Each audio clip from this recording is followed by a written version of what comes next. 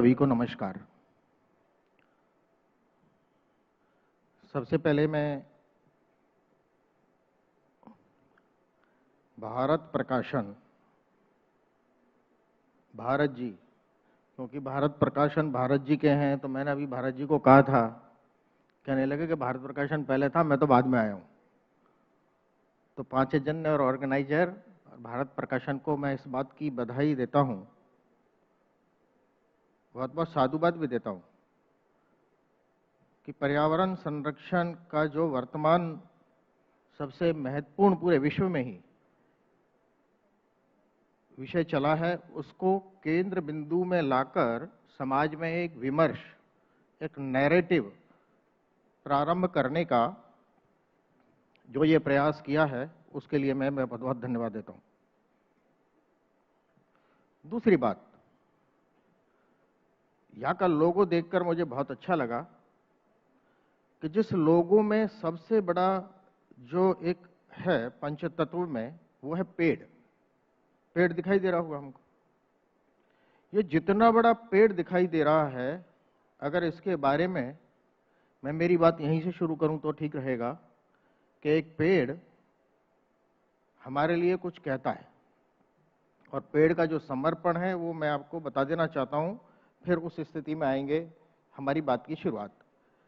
पेड़ कहता है, पेड़ के बारे में एक कवि ने लिखा है कि जब तलक जिंदा रहेगा आसिया दे जाएगा। कौन? पेड़। जब तलक जिंदा रहेगा आसिया दे जाएगा, कत्ल होगा पेड़ तो भी लकड़ियां दे जाएगा। इसको कहते हैं पेड़। उम्र भर देता रहेगा श्वास अपनी श्वास से। हमारी कार्बन डाइऑक्साइड लेता है, हमको ऑक्सीजन देता है। उम्र भर देता रहेगा सांस अपनी सांस से, फिर तुम्हारे घर के चौखट और खिड़कियां दे जाएगा। ये होता है पेड़। लेकिन सर्वे भवन्तु सुखिनः की वो संस्कृति जिसके अंदर पंच तत्व और पंच महाभूत की बात करते हैं, उस देश की आज की स्थिति यह है, एज पर WHO नॉर्म्स प्रति व्यक्ति 422 पेड़ चाहिए। अगर इस पर्यावरण का संतुलन करना है तो 422 ट्रीज पर हेड चाहिए, लेकिन हिंदुस्तान के अंदर केवल 28 ट्रीज पर हेड है। केवल 28 पेड़ प्रति व्यक्ति हैं। अब आप सोचिए, यहां पर ये जितना बड़ा पेड़ है, क्या उतनी ऑक्सीजन हमको मिल पाएगी? और इसलिए जो इंसान हर श्वास के अंदर पर्यावरण की बात करता हो, हर घूंट के अंदर पर्यावरण की बात करता हो, और हर बाइट के अंदर पर्यावरण की बात करता हो, वो भारतीय संस्कृति सर्वे भवन्तु सुखने की कहां पहुंची। जिस देश में सुजलाम सुफलाम सस्य श्यामलाम की बात करते थे, उस देश की संस्कृति पंच तत्व और पंच महाभूत की कहां पहुंची थी, इसके बारे में आज चिंतन करने की आवश्यकता। चिंता नहीं, चिंता चल रही है। और इसलिए पहले तो ये समझना पड़ेगा कि ये पंच महाभूत और पंच तत्व होता क्या है। पर्यावरण का मतलब क्या पेड़ होता है? पर्यावरण का मतलब केवल पानी होता है? और अभी संयोग से मैं भी तो नया नया, मेरे को पर्यावरण तो ज्यादा आता नहीं, तो बात चली कि पंच महाभूत पर 5 बड़ी बड़ी सेमिनार करनी चाहिए। तो बात चली कि चलिए आकाश तत्व की सेमिनार होगी, अग्नि तत्व की होगी, ऐसा। तो फिर प्रश्न खड़ा हुआ कि ये आकाश होता क्या है। तो वर्तमान लोगों ने कहा आकाश का मतलब तो स्पेस होता है। स्पेस का मतलब अगर आकाश होता है तो अंतरिक्ष किसको कहेंगे? गगन किसको कहेंगे? नभ किसको कहेंगे? हमको ये विचार करना पड़ेगा कि पहले पर्यावरण समझने के लिए इन पंच तत्व को समझना पड़ेगा, जिसको पंच महाभूत बोलते हैं। और इसलिए अपने यहाँ के वेदों में पहले से कहा हुआ है प्रकृति पंचभूतानि। और आश्चर्य की बात है, इन जो पंच तत्व हैं, मैं इसलिए थोड़ा बताना चाहूंगा कि अगर उससे हमने नहीं कनेक्ट किया तो इसका वर्तमान समाधान नहीं है। इसलिए वहां से शुरुआत करनी पड़ेगी कि पंच तत्व की शुरुआत होती है कि इन पंच तत्व जो पंच महाभूत हैं, इनकी पंच तन्मात्राएं होती है। आकाश को आकाश की तन्मात्रा क्या होती है? तन्मात्रा का मतलब मेरे को भी समझना पड़ेगा। आकाश को किससे पहुंचाएंगे? तो आकाश की जो तन्मात्रा है वो है शब्द, जल की तन्मात्रा रस, वायु की तन्मात्रा स्पर्श, भूमि की तन्मात्रा गंध, ऐसे इनकी है। अब इस चीज को समझने के लिए हमको समझ में आएगा कि क्या हमारे यहाँ का चिंतन जो प्रकृति की तरफ देखने का बनता था वो ये बनता था कि मैं एक घर में गया, मैंने छोटे से बच्चे से पूछा, मैंने कहा चलो आज चाय बनाओ बढ़िया, कोरोना का टाइम चल रहा था, अदरक तुलसी सब डालिएगा। वो छोटा बच्चा बाहर जाता है, वापस आता है कि अंकल आज है ना तुलसी नहीं डलेगी। मैंने की क्या बात हो गया? कि नहीं आज क्या है, रविवार है, रविवार को तुलसी नहीं तोड़ते। अब ये रविवार और तुलसी कहां से आ गए? ये कौन से कानून में लिखा हुआ है जी, मेरे को बता दीजिए।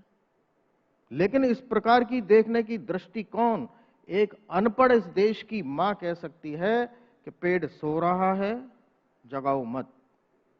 इसका मतलब पूरे पंच महाभूत के अंदर एक जीवन है। और उल्टा कहा जाए तो जहां ये पंच महाभूत है वहीं पर जीवन है। पूरे अगर सृष्टि का विचार करेंगे तो करोड़ों प्लैनेट्स पर केवल जीवन और जीवन है तो इस देश के अंदर है, आई मीन पृथ्वी पर है। और पृथ्वी पर इसलिए कि यहां पर पर्यावरण है। इसलिए पर्यावरण को अगर दूसरे शब्दों में कहेंगे तो जब बच्चा पैदा होता है तो पहला काम श्वास लेने का करता है, वो पर्यावरण है। और जब मनुष्य अंतिम श्वास लेता है, अंतिम श्वास खत्म होती है, तो वो पर्यावरण है। मतलब जीवन के पहले श्वास से अंतिम श्वास तक अगर यात्रा कहा जाए तो वो पर्यावरण है। और इसलिए पर्यावरण को केवल हम विवाद और संवाद के लिए सोचना शुरू करेंगे तो समझ में नहीं आएगा। और इसलिए मेरे मन में एक प्रश्न खड़ा होता है कि जब से सृष्टि बनी होगी तब से पर्यावरण था, लेकिन 300 साल से ही ये पर्यावरण प्रदूषण और ये पर्यावरण की समस्या क्यों शुरू हुई? 300 साल पहले तक सब पर्यावरण ठीक चल रहा था, कोई एयर पोल्यूशन नहीं था, दिल्ली का एयर क्वालिटी इंडेक्स अच्छा था। लेकिन 300 साल के बाद में ये क्यों हुआ, ये चिंतन का विषय है। और 300 साल के बाद में अभी का वर्तमान करेंगे तो ध्यान में आएगा कि किन्हीं भी कारणों से, चाहे टेक्नोलॉजी कहिए, चाहे औद्योगिक क्रांति कहिए, चाहे कंजम्पशन का बढ़ना कहिए, कुल मिलाकर उसमें से मैं 3 बातों पर आपका ध्यान केंद्रित करना चाहता हूं। वो पहला है LMG। अब आप कहोगे LMG का मतलब क्या, वो बंदूक है क्या? तो मेरा पहला बिंदु है LMG। दूसरा है OMG और तीसरा है AMG। मैं 3 बातों को बात करके मेरी बात पूरी करूंगा। और ये LMG क्या है? तो जो लाखों वर्ष से चला आ रहा था वो लाइफ स्टाइल पर्यावरण युक्त था कि जहां के 16 संस्कारों के अंदर पर्यावरण को देखा जाता था। कोई ऐसा संस्कार नहीं था पैदा होने से लेकर मृत्यु तक कि जहां पर पर्यावरण की पूजा नहीं होती थी, चाहे किसी भी रूप में करते थे। और इसलिए जो 4 प्रकार के क्राइसिस पूरे देश के अंदर उत्पन्न हुए, वर्तमान में देश नहीं पूरे वर्ल्ड में हुए हैं, वो 4 क्राइसिस की मैं केवल उल्लेख करके मैं अपनी बात करूंगा। 4 क्राइसिस हैं। क्राइसिस ऑफ पर्पज, वर्तमान में अगर विचार करेंगे तो मैं डिटेल में नहीं जाऊंगा। क्राइसिस ऑफ पर्पज, दूसरा क्राइसिस ऑफ ऑथेंटिसिटी, तीसरा क्राइसिस ऑफ ऑनरशिप और चौथा है crisis of relationship. In 4 crisis में से आज हम गुजर रहे हैं, पूरा विश्व गुजर रहा है। हमको इसमें से निकलने के लिए अगर आगे बढ़ना होगा तो क्राइसिस ऑफ रिलेशनशिप को खत्म करना पड़ेगा। और वो करने के लिए एनवायरनमेंट के प्रति, जिसको पर्यावरण बोलते हैं, उसके प्रति हमारा देखने का दृष्टिकोण, एटीट्यूड बदलना पड़ेगा। उसके प्रति एम्पैथेटिक होना पड़ेगा और उसके प्रति लाइफ स्टाइल बदलनी पड़ेगी। इसलिए पहला मेरा LMG है लाइफ स्टाइल में चेंज। और यदि लाइफ स्टाइल में चेंज नहीं किया, मैं आपको एक तथ्य देना चाहता हूं कि इस पूरी सृष्टि पर पर्यावरण में 5 जय होते हैं, हमने तो शुरू से पढ़ा है, जल, जमीन, जंगल, जानवर, जन यानी पर्यावरण। लेकिन ये जन कितना है? जल, जमीन, जंगल, जानवर, जन में ये जन कितना है? तो जन के बारे में अगर विचार करेंगे तो 0.01% है। यानी इंसान की पूरी सृष्टि में पॉपुलेशन 0.01% है, लेकिन इस पूरी सृष्टि को, पर्यावरण को प्रदूषित करने की जिम्मेदारी किसने ली हुई है?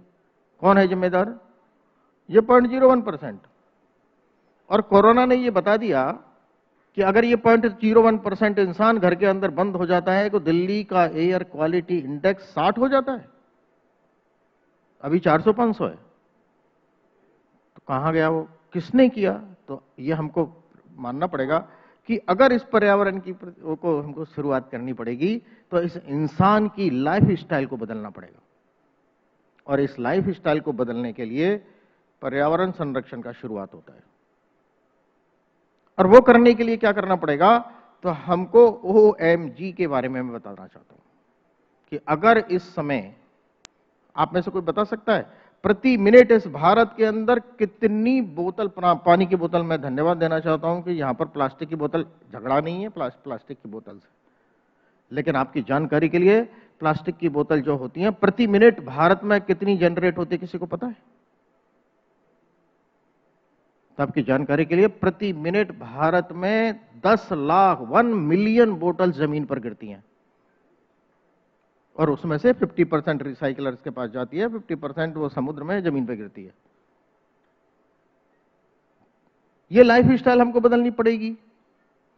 इसका मतलब इसका विरोध नहीं करना, लेकिन हां, दूसरा हमारा बिंदु है कि हमको विरोध नहीं, विकल्प की जरूरत होगी। और जहां हम विरोध नहीं करेंगे, हम समस्या की बात नहीं करेंगे, हम समाधान की बात करेंगे कि इसका समाधान क्या हो, यह दूसरी बात आती है। और तीसरा कि इनके प्रति देखने का दृष्टिकोण क्या होना चाहिए? तो दृष्टिकोण होना चाहिए कि ये H2O नहीं है, ये हवा नहीं है, ये हमारे लिए प्राण है। और इसलिए हमारी संस्कृति में पहले दिन से कहा था कि वायु प्राण है, जल ही जीवन है। ये जल जीवन कहां से हो गया? तो विचार करना पड़ेगा कि हमारी संस्कृति में जो चलता आ रहा था उसके बारे में विचार करना है कि क्या ये जो संस्कृति है इसको लाइफ स्टाइल में लाना कैसे संभव होगा। इसलिए तीसरा है कि हमको और OMG में मैं एक दो बातें और बता देता हूं, क्योंकि OMG हमको समझ में आना चाहिए कि अब क्या होगा। आपकी जानकारी के लिए, जो छोटे छोटे कट पीस होते हैं, मैं अमूल के एक बंधु के, हमने उनके पास गया था, मैंने पूछा कि आपकी स्ट्रॉ रोज की कितनी निकलती हैं? कहने लगे जी 20-25 लाख रुपए रोज, 20-25 लाख स्ट्रॉ रोज की गिरती है जमीन में। मैं एक टॉफी वाले के पास पूछा, मैंने कहा ये टॉफी का जो रैपर होता है, ये आपकी एक टॉफी पल्स नाम की एक टॉफी होती है, मैंने कहा ये पल्स केवल टॉफी कितने की होती है? रोज की 4 या 5 करोड़ बिकती है हमारी टॉफी, तो चली जाती है। और रैपर का क्या होता है? 6 करोड़ इस देश के अंदर दूध के पैकेट होते हैं, पैकेट की चिंता छोड़ दीजिए, उसके कट पीस का क्या होता होगा? तो जो कट पीस है या रैपर है या इनकी बात करेंगे तो ये प्रतिदिन इस देश में 1 लाख मैट्रिक टन जमीन में गिरते हैं। इसको तो कोई नहीं उठा सकता रिसाइकलर। ये हमारी लाइफ स्टाइल से जुड़ा हुआ है। क्या इस कट पीस को हम बचा सकते हैं क्या? कैसे? आज कहेंगे बंद कर दो, ये लाइफ स्टाइल बदलने की बात नहीं है। इसको यह है कि उसको कट पीस को कट मत करिए, पीस मत करिए, आप उसको उसके साथ अटैच रखिए। अब यहां से ये व्यवहार का परिवर्तन प्रारंभ होता है। तो क्या मेरा उसके प्रति देखने का दृष्टिकोण, कि जिस देश की भारत मां को मैं भारत मां बोलता हूं, उसको प्रतिदिन जहर कौन देता है? अब मैं आपको एक तथ्य देता हूं, आप अन्यथा नहीं लेंगे। हम में से प्रतिदिन सवेरे से शाम तक कितने प्रकार की केमिकल चीज का यूज करते हैं, आप बताइए। सवेरे से शैम्पू, साबुन, क्लीनर और क्या क्या, क्रीम, और बर्तन धोने का, फर्श धोने का, टॉयलेट करने का, सब चीज में केमिकल है। आप कल्पना करिए कि मैं घर की बात कर रहा हूं, चूंकि मैं लाइफ स्टाइल से जोड़ रहा हूं इस विषय को, तो प्रतिदिन यदि एक व्यक्ति 1 ग्राम भी केमिकल जनरेट करता होगा तो इस देश में 100 करोड़ ग्राम का मतलब 10,000 मैट्रिक टन डेली केमिकल कहां जाता है और कौन देता है इस भारत माता को? क्या कभी विचार किया हमने? क्या हमारी लाइफ स्टाइल में क्या ये 1 ग्राम केमिकल कम हो सकता है? क्या मेरे घर में, इसलिए मैं सबसे निवेदन करना चाहता हूं कि इस लाइफ स्टाइल के लिए जो AMG वाली बात है, यहां पर आएंगे, फिर मैं मेरी बात को विराम दूंगा। कि ये AMG क्या करना, आज के समाधान करना पड़ेगा ना। तो समाधान करने के लिए हम कहते हैं कि क्या हमारा घर, मेरी लाइफ स्टाइल, और इसलिए शुरुआत करनी पड़ेगी कि मेरा घर और मेरे अंदर का पर्यावरण ठीक है क्या। मेरे अंदर का पर्यावरण का मतलब यह है कि मेरे एटीट्यूड